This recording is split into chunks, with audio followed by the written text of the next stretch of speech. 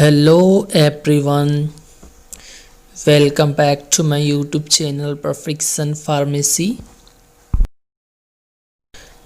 Today I'm going to tell you about what is carbohydrate. आज मैं आपको बताऊंगा कार्बोहाइड्रेट क्या होते हैं। कार्बोहाइड्रेट चैप्टर में हम क्या क्या कवर करेंगे अभी मैं आपको बताता हूँ। इसमें सबसे पहले हम कवर करेंगे what are the carbohydrate and second हम कवर करेंगे what is the classification of carbohydrate and third हम कवर करेंगे what are the qualitative test for carbohydrate and fourth हम कवर करेंगे what is the disease of carbohydrate. ये सभी मैं आज आपको इस वीडियो में बताऊंगा।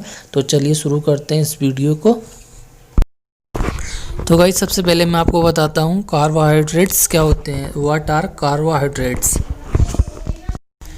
Carbohydrates are simple sugar or are substance that can be converted into sugar by water decomposition.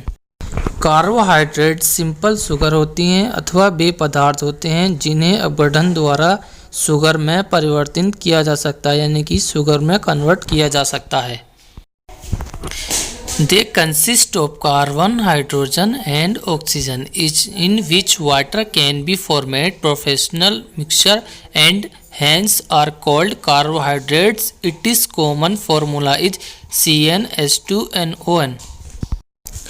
ये कार्बन, हाइड्रोजन एंड ऑक्सीजन से मिलकर बनते हैं जिनमें अंतिम में दो अनुपातिक मिश्रण से जल बनाया जा सकता है, इसलिए इन्हें कार्बोहाइड्रेट्स कहा जाता है और इसका सामान्य सूत्र होता है CnH2nOn। तो अब सेकंड टॉपिक आता है हमारा what are the classification of carbohydrates. तो मैं अब आपको बताऊंगा कार्बोहाइड्रेट्स के क्लासिफिकेशन क्या होते हैं। तो जैसे कि आप देख रहे हैं कार्बोहाइड्रेट्स को 4 टाइप्स से डिवाइड किया हुआ है। तो इसमें सबसे पहले आता है मोनोसेकेराइड एंड उसके बाद में आता है डिगसेकेराइड एंड उसके बाद में आता है ओलिगोसेकेराइड एंड उसके बाद में आता है पॉलीसेकेराइड। तो इसमें सबसे पहले मैं आपको बताता हूँ मोनोसेकेराइड क्या है। तो मोनोसेकेराइड को क्या किया है इन्होंने 5 एंड 6 टाइप्स में डिवाइड कर दिया है। तो इसका सबसे पहला है टेट्रोसिस। टेट्रोसिस का एग्जांपल है ग्रेसिल्डिहाइड एंड उसके बाद में आता है टेट्रोसिस। टेट्रोसिस का एग्जांपल है एर्थ्रोस एंड पेंटोसिस का एग्जांपल है राइबोस एंड हेक्सोस का एग्जांपल है ग्लूकोस एंड हेप्टोसिस का एग्जांपल है ग्लूकोहेप्टोस।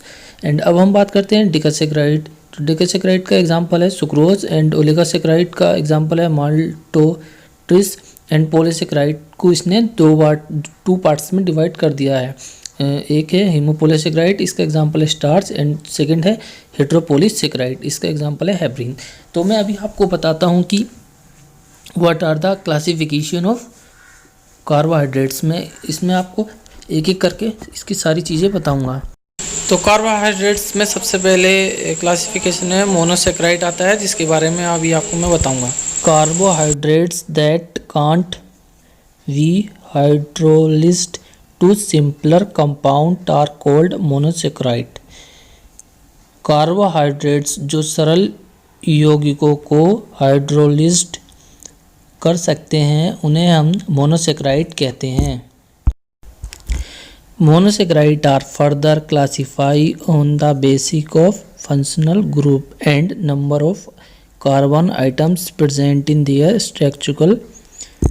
मोनोसेकेराइड को कार्यात्मक समूह और उनकी संरचना में मौजूद कार्बन परमाणुओं की संख्या के बेसिस पर आगे वर्गीकृत किया गया है। अब मैं आपको बताता हूँ classification on the basis of functional group. Functional group को किस बेसिस पर क्लासिफाई किया गया है।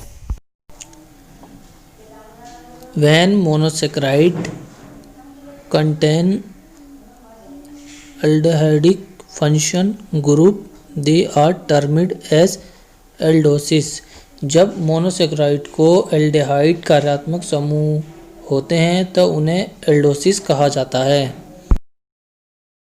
तो अब हम बात करते हैं कीटोसिस की। When functional group present in monosaccharide is keto group they are called as ketosis। इसका एग्जांपल होता है ग्लूकोज। जब मोनोसेकेराइड में मौजूद कार्यात्मक समूह कीटो समूह होता है यानी कीटो समूह प्रेजेंट होता है तो उन्हें कीटोसिस कहा जाता है। अब मैं आप बात करता हूँ डिसैकराइड की। Carbohydrates that keep 2 monomeric unit on hydrolysis are called disaccharide. इसके एग्जांपल होते हैं maltose, sucrose and lactose. Hydrolysis पर 2 मोनोमेरिक यूनिट देने वाले कार्बोहाइड्रेट्स को डिसैकराइड कहा जाता है। तो अब हम बात करते हैं ओलिगोसैकराइड की। Carbohydrates that keep 3 to 10 monosaccharide on hydrolysis are called oligosaccharide. इसके एग्जांपल होते हैं रैफिनोज एंड माल्टोट्रोसिस। हाइड्रोलिसिस पर 3 से 10 मोनोसैकराइड देने वाले कार्बोहाइड्रेट्स को ओलिगोसैकराइड कहा जाता है। अब मैं आपको बताता हूँ polysaccharide. Carbohydrates that give many monosaccharide on hydrolysis are called polysaccharide. Hydrolysis पर कई मोनोसैकराइड देने वाले कार्बोहाइड्रेट्स को पॉलीसैकराइड कहा जाता है। Polysaccharide are made of 1 or more different type of sugar। Polysaccharide एक या अधिक विभिन्न प्रकार की शुगर से बने होते हैं। Polysaccharides are classified into the 2 subclasses based on the composition example of their product of hydrolysis। Polysaccharide को 2 सब क्लासेस में बांटा गया है उनकी कॉम्पोजिशन के बेस पर। तो इसमें हम ए लेते हैं homopolysaccharide. Polysaccharide which on the hydrolysis give only 1 type of monosaccharide are called homopolysaccharide. इसके एग्जांपल हैं स्टार्च, ग्लाइकोजन, सेल्यूलोज। पॉलीसैकराइड जो हाइड्रोलिसिस पर केवल एक ही टाइप का मोनोसैकराइड देते हैं उन्हें हीमोपॉलीसैकराइड कहा जाता है। तो अब हम लेते हैं B heteropolysaccharide. Polysaccharide which on hydrolysis give 2 or many types of monomers are called heteropolysaccharide. इसके एग्जांपल हैं हेपरीन, अगार, एलेजेनिक एसिड। पॉलीसैकराइड जो हेटेरोलिसिस पर 2 या उससे अनेक प्रकार के मोनोमर देते हैं उनको हेटेरोपॉलीसैकराइड कहा जाता है। तो अब हम बात करते हैं कार्बोहाइड्रेट्स के टेस्ट कौन कौन से होते हैं। Chemical reaction qualitative test for carbohydrates. तो इसमें सबसे पहले टेस्ट आता है डिहाइड्रेशन का। Carbohydrates on dehydration give furfural और it is derivatives concentrated sulfuric acid used as a dehydrating agent। निर्जलीकरण पर कार्बोहाइड्रेट परफोरल या इसके डेरिवेटिव्स देते हैं केंद्रीय सल्फ्यूरिक एसिड के रूप में यूज़ किया जाता है। अब हम बात करते हैं इसके सेकंड टेस्ट, इसका नाम है Molisch test. It is general test for carbohydrate furfural और it is derivatives formed during dehydration react with the alpha naphthol. ये कार्बोहाइड्रेट की पहचान के लिए जर्नल टेस्ट होता है एंड परफोरल या इसके डेरिवेटिव्स का गठन निर्जलीकरण के दौरान किया जाता है।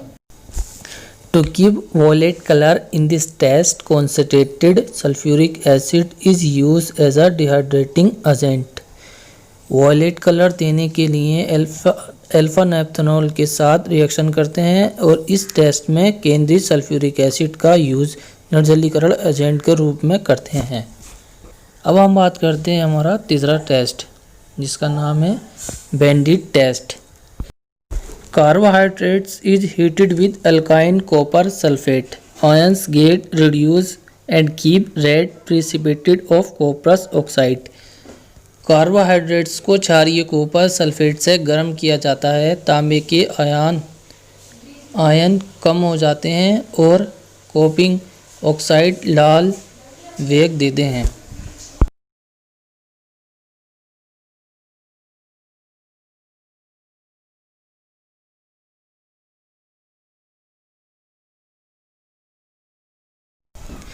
All reducing sugars give this test positive while sugar like sucrose does not give test positive।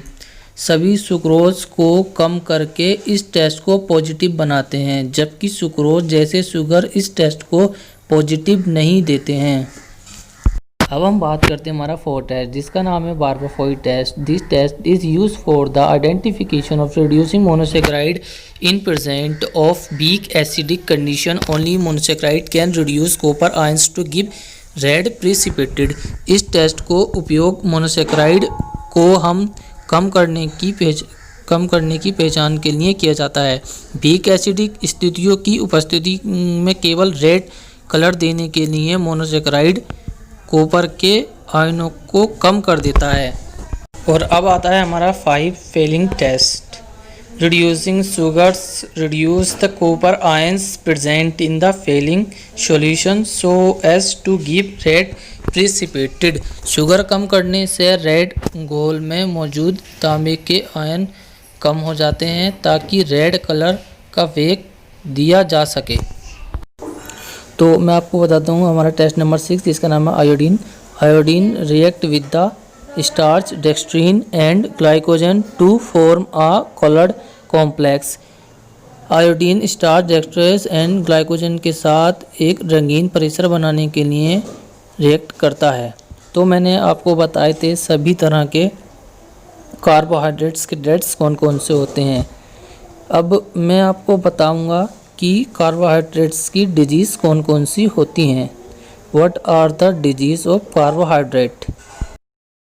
तो कार्बोहाइड्रेट्स की सबसे पहली डिजीज़ है diabetes mellitus. It is a group of metabolic disorder with a common characterised feature of hyperglycaemia. ये hyperglycaemia की एक सामान्य विशेषताओं के साथ चयापचय विकारों का एक समूह है।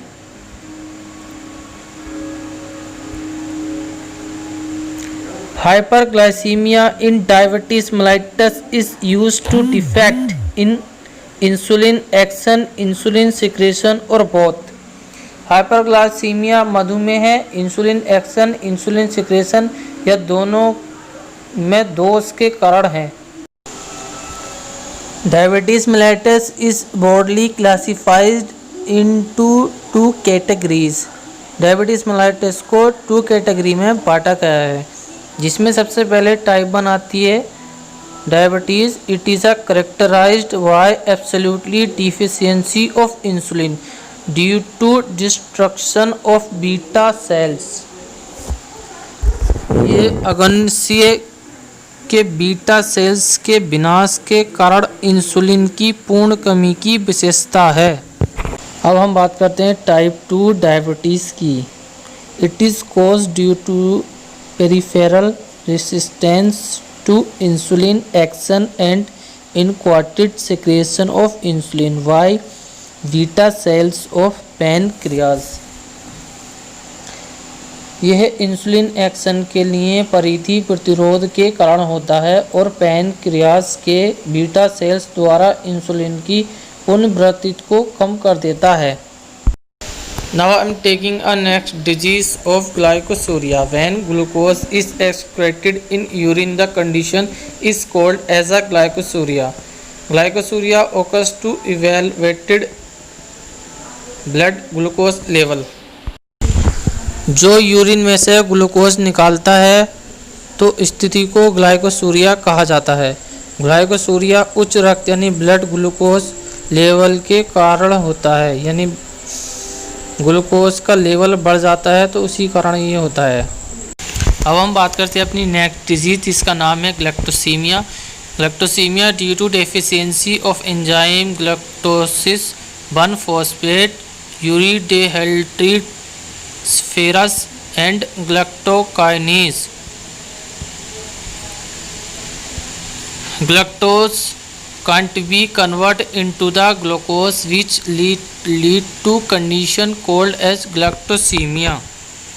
एंजाइम ग्लूकोज की कमी के कारण 1-फॉस्फेट यूरिडेहाइड्रोजिनेस और गैलेक्टोकाइनेज को ग्लूकोज में कन्वर्ट नहीं किया जा सकता, जिसके कारण गैलेक्टोज नामक स्थिति होती है। नाउ अब हम लेते हैं अपनी 4th डिजीज, जिसका नाम है fructose intolerance. One of the very normal hexose sugar fruits get normally metabolism to give energy and CO2 but defective metabolism of fructose develop in high concentration of this sugar in blood disorder known as fructose intolerance. Fructose की normal hexose sugar में से एक सामान्य रूप से energy और carbon dioxide देने के लिए अपचय होता है, लेकिन फ्रक्टोज को पूर्णतः अपचय ब्लड में इसी शुगर की उच्च संवहता में विकसित होती है। विकार को फ्रक्टोज अपूर्णता के रूप में जाना जाता है। अब हम बात करते हैं अपनी फिफ्थ डिजीज, इसका नाम है glycogen storage disease.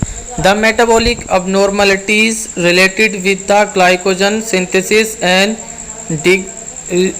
degradation are collectively termed as glycogen disease. Glycogen संश्लेषण और गिरावट से संबंधित चयापचय असामान्यताओं को सामूहिक रूप से ग्लाइकोजन भंडारण रोगों के रूप में जाना जाता है। तो गाइस, मैंने आज इस वीडियो में आपको कार्बोहाइड्रेट चैप्टर के बारे में बस सभी कुछ टॉपिक मैंने ले लिए हैं। अगर कुछ रह गया हो तो गाइस आप अपनी तरफ से प्रिपरेशन कर सकते हैं। And thank you for watching my video.